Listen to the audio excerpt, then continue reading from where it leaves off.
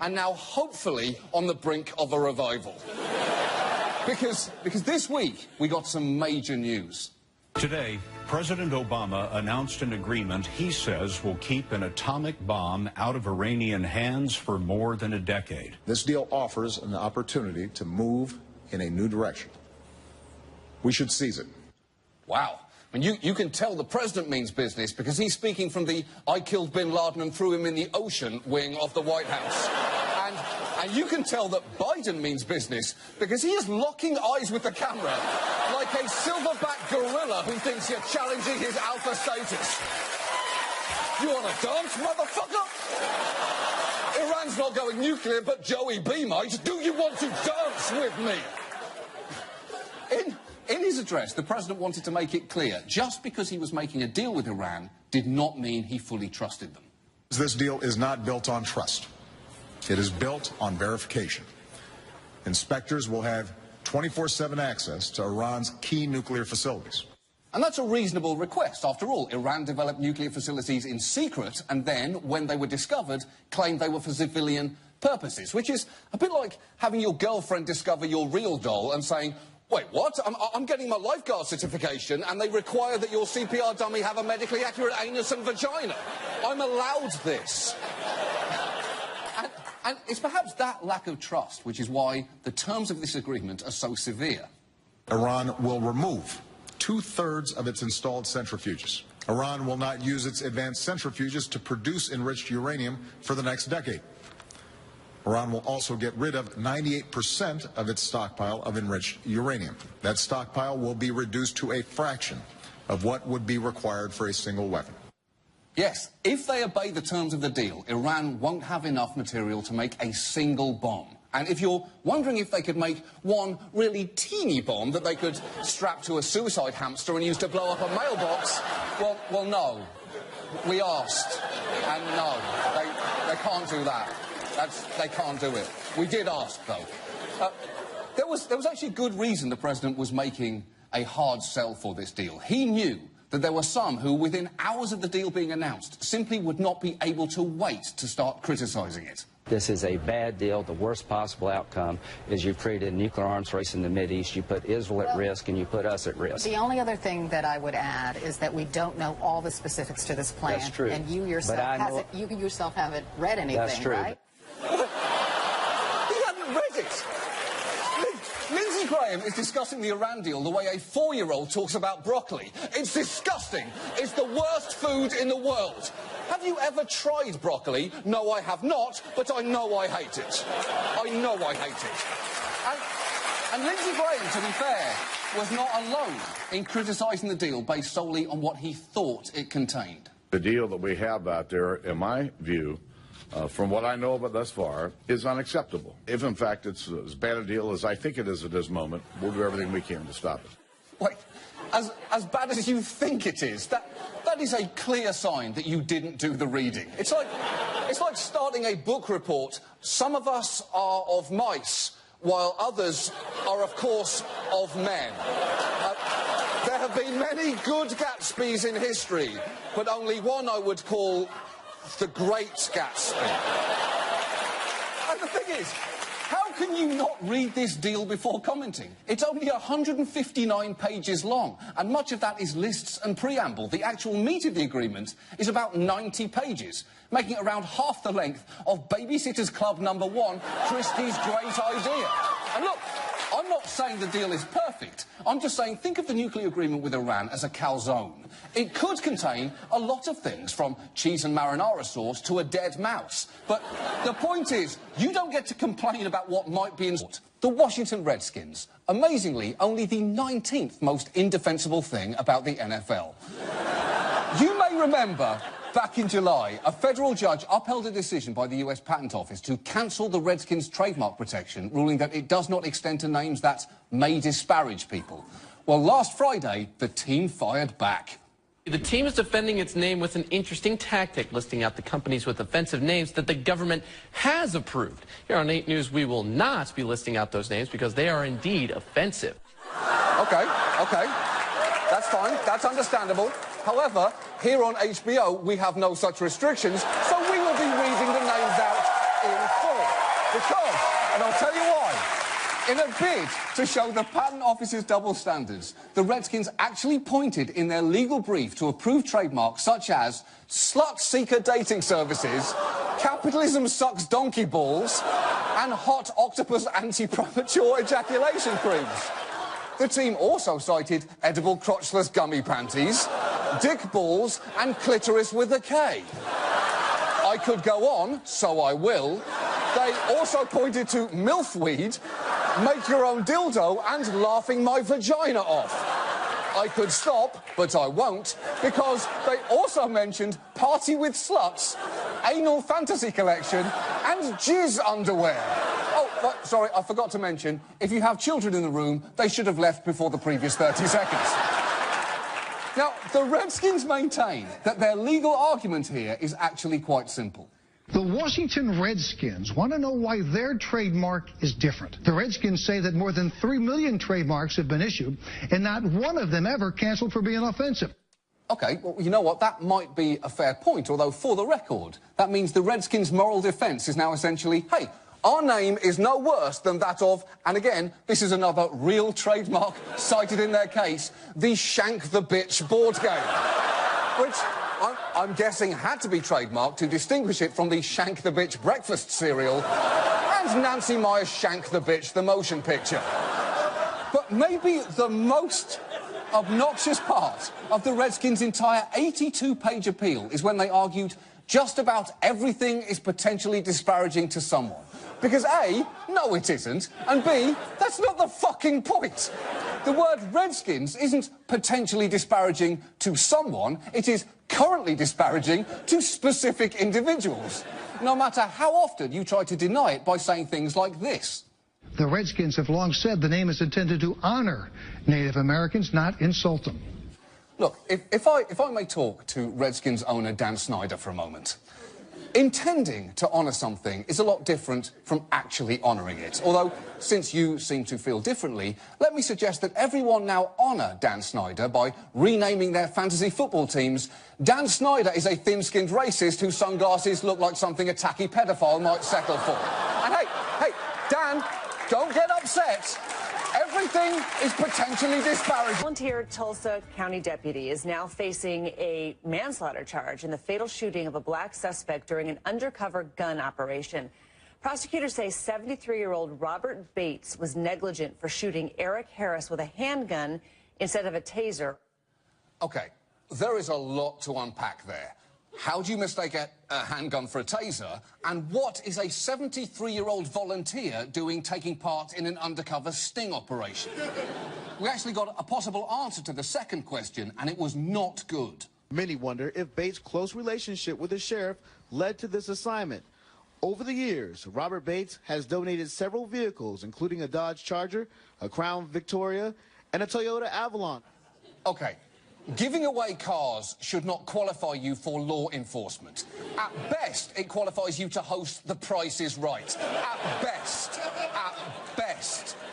Look, this is clearly a tragic story, and it was not made any better when, for some reason, Bates decided to apologise in the most uncomfortable way possible. First and foremost, let me apologize to the family of Eric Harris. You know, this is the second worst thing that's ever happened to me, or first. Ever happened to me in my life. I've had cancer a number of years ago. I didn't think I was going to get there. Luckily, I was able to go to a hospital where I had hours of surgery. I rate this as #1 on my list of things in my life that I regret. OK, so it was either the worst or second worst thing after that time you got cancer but then got better. Let's be clear. The only thing you're a victim of here is a creepy 6-hand massage. And Bates is not the only one at fault. This is also on the Tulsa County Sheriff's Office for letting a 73-year-old man act as backup on a firearms sting. Because there are many things that we should allow 73-year-olds to do without putting up a fight, like use the phrase, the Hispanics, or get into fights over cribbage matches, or sign their name at the end of Facebook comments.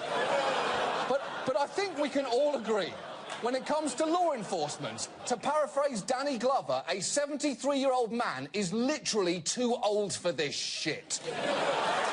War for pussies. Last week, Iran and the US reached a historic nuclear agreement, and this week the Obama administration began its effort to sell that deal back home. And judging by Thursday's congressional hearing, they may have an uphill battle. Convince me that what we're going through right now isn't just a big charade. With all due respect, you guys have been bamboozled. Not unlike a hotel guest that leaves only with a hotel bathrobe on his back. I believe you've been fleeced. What? That last one doesn't even make sense. If you've ever stayed in a hotel, you know if you get out of there with a free bathrobe, I don't care what you gave up to get it, that's a good deal. They are soft. Those things are soft. It's like being inside a monogrammed sheep.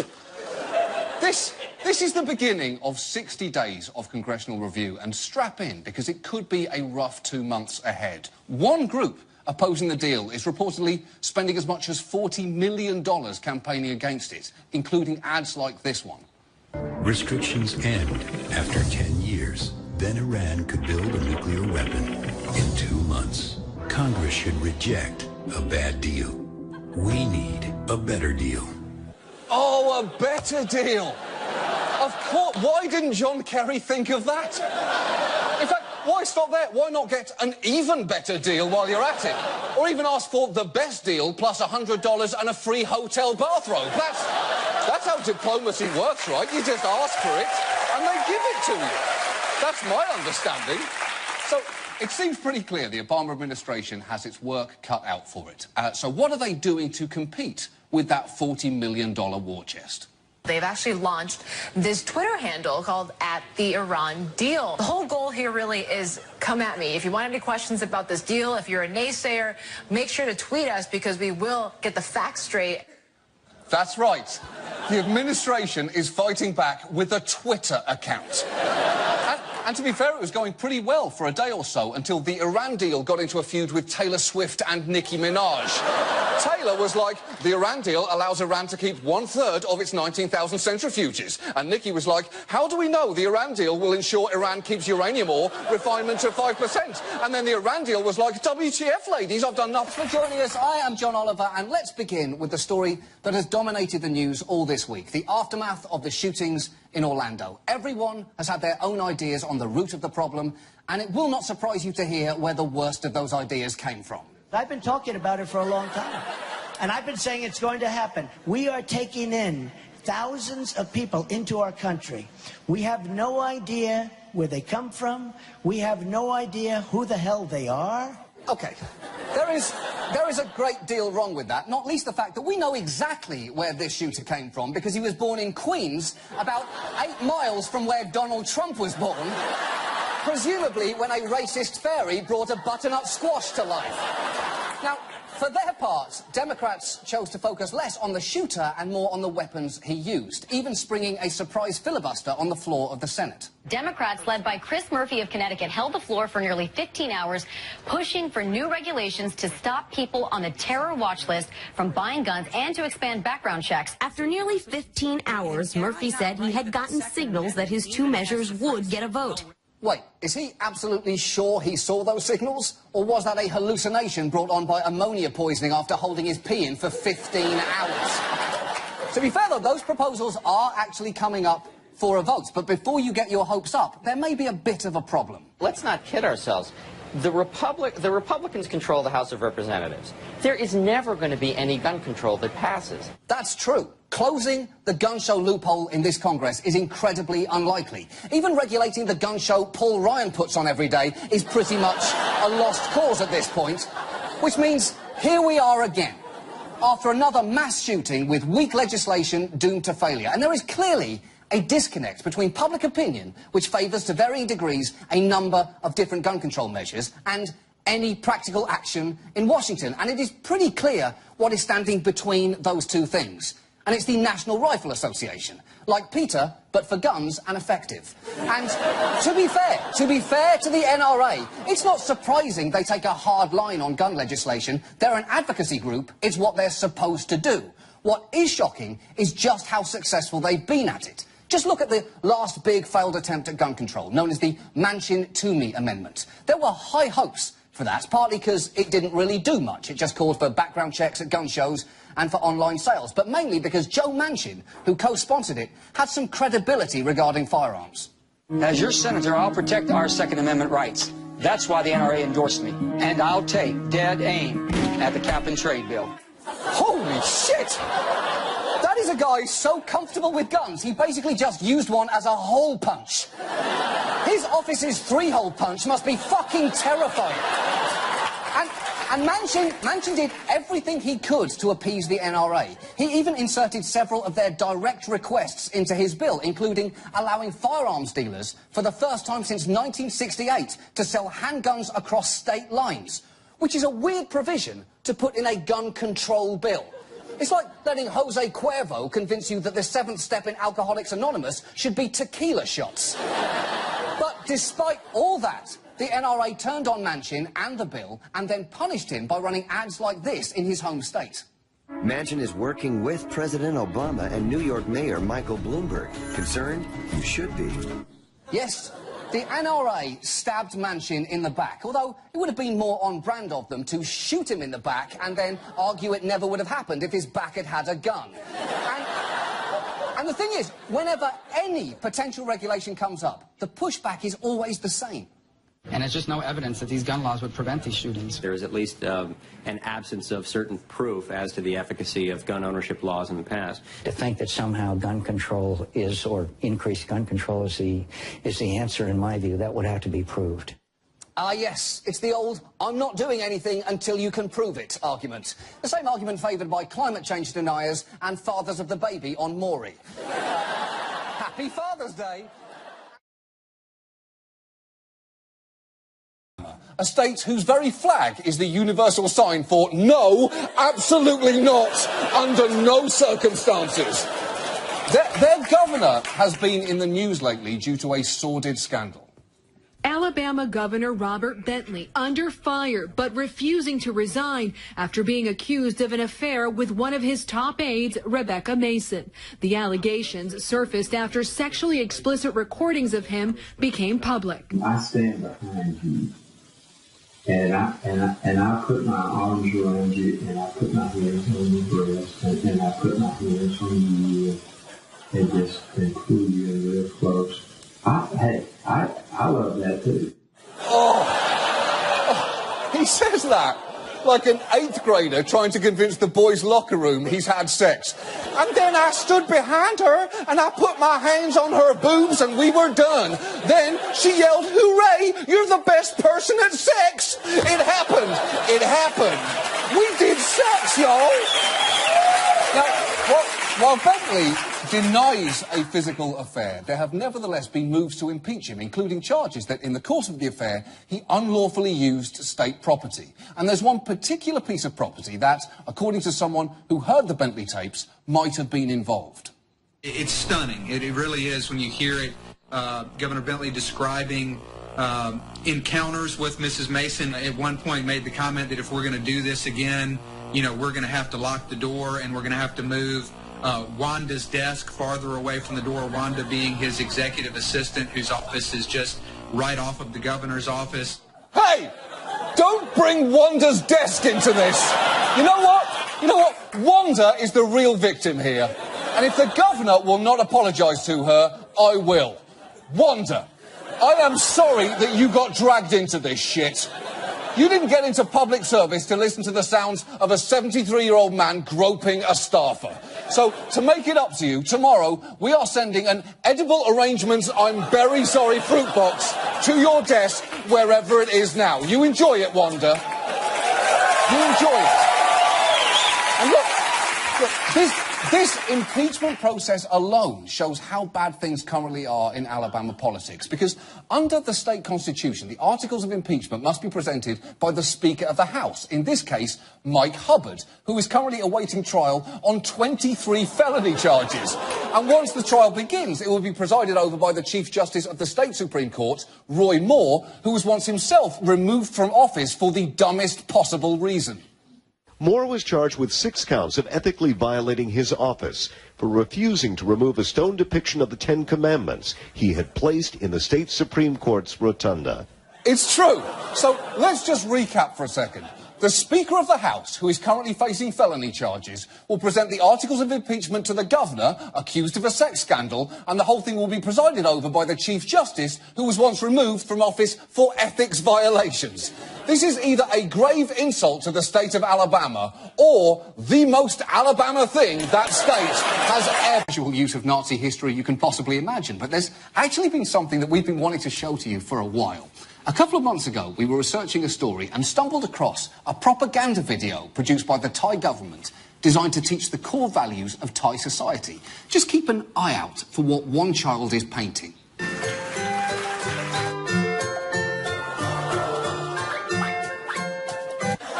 Yes, that is a child applauding their friend's Hitler painting, which is obviously offensive. You don't applaud art when you like it, you nod thoughtfully and drink your weight in complimentary gallery Chardonnay. Now, we naturally assumed that this was just a one-off aberration, but it turns out Thailand has something of a bizarre fixation with Hitler imagery. Thailand's biggest university apologizing today for a controversial mural. Take a look at the artwork. It's depicting Adolf Hitler and a group of superheroes. A Christian school in Thailand now apologizing for allowing students to march in a Nazi-themed parade. The Hitler Chicken restaurant is using the image of the Nazi leader on an emblem similar to KFC. KFC calls it extremely distasteful. That's right. KFC, the makers of the chicken scraps and potato melange you drink from a cup, called something extremely distasteful and were not being hypocritical. Now, to be fair, in Thai schools, world history is not given much attention, with little or no mention of the Holocaust. Although, to be even fairer, come on! How is it appropriate to use Hitler on a billboard to advertise a wax museum or to advertise a herbal laxative tea with Hitler proclaiming, "Release the demon"? That doesn't even make sense, Thailand. If you had Hitler screaming at you to take a shit, I'm pretty sure you wouldn't need a fucking laxative. And we haven't even got into the clothing available in Thailand yet. You can buy T-shirts featuring panda Hitlers and Teletubby Hitlers. Who is that last one for? There are 2 types of people who would wear Hitler Teletubby clothing. The type that want a Teletubby shirt so badly they'll take one with Hitler on it, and the type who want a Hitler shirt so badly they'll take one with a Teletubby on it, and I'm not sure who the worst person is there.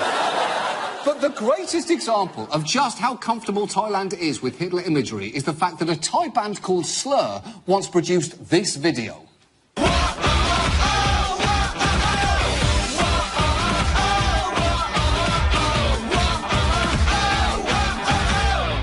That is misjudged just from a marketing standpoint. How are teenage girls supposed to pick a favourite boy band member if all of them are the bad boy? Look, Thailand, you need to understand the only acceptable depictions of Hitler are either in a history textbook or accidentally on a dog's face. That's the only time. Who's a bad boy? You move in a new direction. We should seize it. Wow. I mean, you can tell the president means business because he's speaking from the "I killed bin Laden and threw him in the ocean" wing of the White House. And you can tell that Biden means business because he is locking eyes with the camera like a silverback gorilla who thinks you're challenging his alpha status. You want to dance, motherfucker? Iran's not going nuclear, but Joey B might. Do you want to dance with me? In his address, the president wanted to make it clear, just because he was making a deal with Iran did not mean he fully trusted them. This deal is not built on trust. It is built on verification. Inspectors will have 24/7 access to Iran's key nuclear facilities. And that's a reasonable request. After all, Iran developed nuclear facilities in secret and then, when they were discovered, claimed they were for civilian purposes, which is a bit like having your girlfriend discover your real doll and saying, "Wait, what? I'm getting my lifeguard certification and they require that your CPR dummy have a medically accurate anus and vagina. I'm allowed this." And it's perhaps that lack of trust which is why the terms of this agreement are so severe. Iran will remove 2/3 of its installed centrifuges. Iran will not use its advanced centrifuges to produce enriched uranium for the next decade. Iran will also get rid of 98% of its stockpile of enriched uranium. That stockpile will be reduced to a fraction of what would be required for a single weapon. Yes, if they obey the terms of the deal, Iran won't have enough material to make a single bomb. And if you're wondering if they could make one really teeny bomb that they could strap to a suicide hamster and use to blow up a mailbox, well, no. We asked, and no, they can't do that. They can't do it. We did ask, though. There was actually good reason the president was making a hard sell for this deal. He knew that there were some who, within hours of the deal being announced, simply would not be able to wait to start criticising it. This is a bad deal. The worst possible outcome is you've created a nuclear arms race in the Mideast. You put Israel at risk, and you put us at risk. The only other thing that I would add is that we don't know all the specifics to this plan. That's true. And you yourself haven't read anything, That's true. right? You hadn't read it. Lindsey Graham is discussing the Iran deal the way a 4-year-old talks about broccoli. It's disgusting. It's the worst food in the world. Have you ever tried broccoli? No, I have not, but I know I hate it. I know I hate it. And Lindsey Graham, to be fair, was not alone in criticising the deal based solely on what he thought it contained. The deal that we have out there, in my view, from what I know of it thus far, is unacceptable. If, in fact, it's as bad a deal as I think it is at this moment, we'll do everything we can to stop it. Wait, as bad as you think it is, that is a clear sign that you didn't do the reading. It's like starting a book report. Some of us are of mice, while others are, of course, of men. There have been many good Gatsbys in history, but only one I would call the Great Gatsby. And the thing is, how can you not read this deal before commenting? It's only 159 pages long, and much of that is lists and preamble. The actual meat of the agreement is about 90 pages, making it around half the length of Babysitter's Club #1, Christie's Great Idea. And look, I'm not saying the deal is perfect. I'm just saying think of the nuclear agreement with Iran as a calzone. It could be created by revelations in a new unauthorised biography of Prime Minister David Cameron. And if you're thinking, what about David Cameron could possibly be captivating? Well, just wait. There are allegations that young David Cameron smoked cannabis at Oxford University, and even that he took part in a bizarre initiation ceremony for a dining club involving a pig. Oh.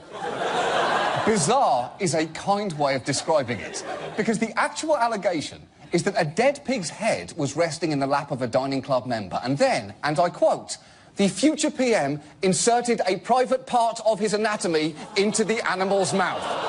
Yes, this book actually contains a claim that David Cameron, Prime Minister of the UK, once put his dick in a dead pig's mouth.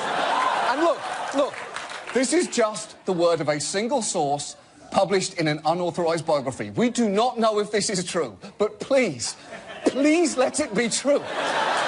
Because a Prime Minister receiving oral copulation from a dead pig hits the perfect sweet spot between one of the most horrific things ever and one of the most amazing things ever. And again, this is based on a single source, and even the co-author's rationale for including it is a little thin. We did think about whether we should put it in or not, and in the end, you know, it made us smile. I have to say, we thought about whether to put it in or not, but in the end, it made us smile. Really sounds like something David Cameron would say after sticking his dick in a dead pig. If he did. Which he definitely did. I honestly don't want to look into this story too closely in case it falls apart, but to ignore it, simply because it might not be true, is to look a gift horse in the mouth. A mouth tenderly wrapped around the thrusting penis of British Prime Minister David Cameron. And it's made even better by the fact that it's almost impossible to discuss this story on television, even though many people have very clearly wanted to. The lurid allegations that are made in this book, and we can't explicitly talk about them, obviously, because of the time of day. The pig and what did or didn't happen. And now they've turned... Enough said, I think, don't you? Well, I could see a lot more on that. Enough said. Do you anticipate many leaving to join the Lib Dems? Well, I think, you know, you've also got this issue of the Prime Minister putting his cock in a dead pig's mouth. Okay, Dan, do you know what, mate? Right, one, it's an allegation. Two, your choice of language in referring to that, I think, far goes beyond what is permitted at this time of the day. OK, but in that caller's defence, putting his cock in a dead pig's mouth probably is the politest possible way to say it. Consider the alternatives. David Cameron was sucked and fucked by a Christmas ham. Is that better? Is that better? David Cameron received an unenthusiastic blowy from 1/3 of a BLT. Do you prefer that? You tell me a delicate way to put this. I'm not kidding. Go on Twitter right now and tell the British in the air, and I'm not talking about Ninja Turtles. I'm talking about this. Good morning. The U.S. military is back in Iraq. Take a look at these images from the U.S. military. SA-18 fighter jets closing in on an ISIS artillery unit, and then here it comes, that massive explosion. Yes, America is bombing Iraq yet again, and the world is experiencing a little deja boom. This time, though, it is strictly for humanitarian reasons, to prevent the genocide of the Yazidi people. And when he announced the airstrikes, the president was anxious to make two things clear. One, how this was the right thing to do, and two, how little he wanted to do it. I know that many of you are rightly concerned about any American military action in Iraq, even limited strikes like these. I understand that. American combat troops will not be returning to fight in Iraq. I've got to say, the president sounds a lot like a girl who is trying to reassure her friends that she's not getting back together with the ex-boyfriend that they all hate. Look, guys, I'm just getting a drink with Iraq, OK? He's having a really tough time right now. I will not be returning back to his place. Although, you know what? Text me at 10 o'clock tonight and remind me that he was a nightmare. Remind me of that. That's good for me to hear. In fact, there was really only one theme that most people took away from the speech. A very reluctant President Obama gave the order for airstrikes in Iraq last night. President Obama has been reluctant, to say the least. He was reluctant to get in and take action here. He seemed very reluctant to do this. Extremely reluctant. Oh, yes. Reluctance. It's always been the best tone for leaders to use when inspiring troops before battle. Who can forget Henry V's immortal words, "Once more into the breach, dear friends"? Unfortunately, because obviously everyone would prefer not to go into the breach. No, even by breach standards, this breach is ghastly. Look, we all hate breaches, but we're going into this one. We don't have to like it, we just have to get this shit over with. Who's with me? This. Tonight, the first debate, with the top 10 candidates in the polls. 5 governors, 3 senators, a neurosurgeon, and a real estate developer. OK. That is either an overpacked stage or the worst season ever of Dancing with the Stars. And I am very much including the season when David Hasselhoff ejaculated a cha-cha-cha. But let's not kid ourselves here. This debate was only ever going to be about one person, and from the very first question, he was the focus of everyone's attention. Is there anyone on stage, and can I see hands, who is unwilling tonight to pledge your support to the eventual nominee of the Republican Party and pledge to not run an independent campaign against that person? Mr. Trump. Why is that audience acting surprised? That couldn't have been more of a setup for Trump if the prompt had been, raise your hand if your daddy left you millions of dollars instead of hugging you. The entire debate was basically a 2-hour circus sideshow with an old piece of luggage covered in cheese whiz as its centre. And the whole thing will be quickly forgotten. In fact, the main headlines the next day were nothing to do with the battle between the candidates on stage, but between Donald Trump and moderator Megyn Kelly, which culminated in this. She starts asking me all sorts of ridiculous questions, and, you know, you could see there was blood coming out of her eyes, blood coming out of her wherever. Whoa! Oh, wherever?